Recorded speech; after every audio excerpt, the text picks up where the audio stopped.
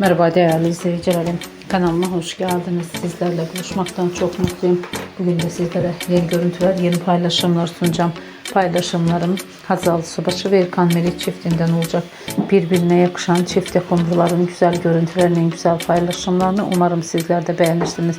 Sizlerden tek dileğim kanalıma abone olup like atmayı unutmayın. Hoşça kalın, sağlıcakla kalın arkadaşlar.